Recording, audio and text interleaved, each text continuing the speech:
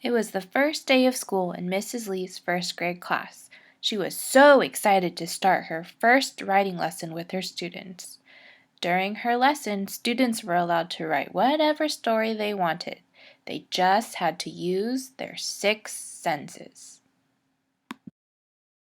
Confused by what this meant, everyone sat there with blank looks on their faces until finally a student raised their hand and said, "What are the six senses, and how are we supposed to use them to help us write stories?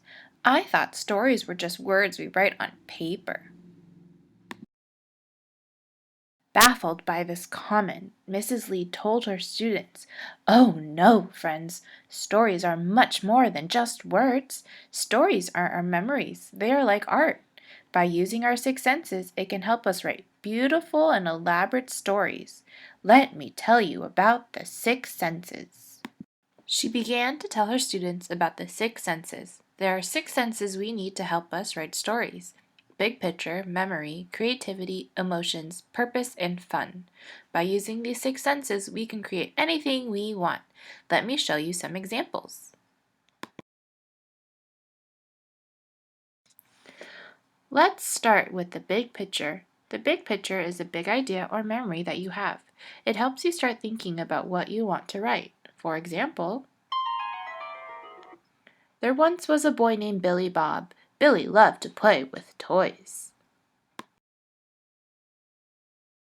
Once you have a big picture, pick a specific memory that really means something to you.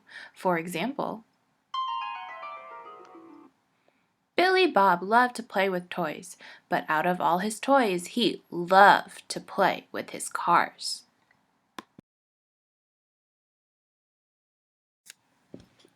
Now that we have a specific memory, we have to start getting creative with our story. Design it in a way that engages our readers. One day, when Billy was playing with his cars, he decided he wanted to take them on a race around the house. So he asked if his sister Susie wanted to race him. After you start getting creative, you have to think about how the story makes you feel and how you want the reader to feel. They started their race in the kitchen. Billy knew his cars were going to be fastest. He could hear his heart pounding with excitement.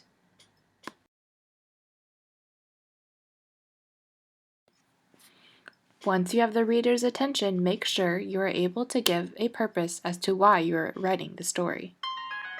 Susie raced her car down the hall. She was so far in front of Billy, but instead of giving up, Billy was determined to win. He pushed his car as fast as he could and showed us how determined he was to not give up. In the end, Billy won.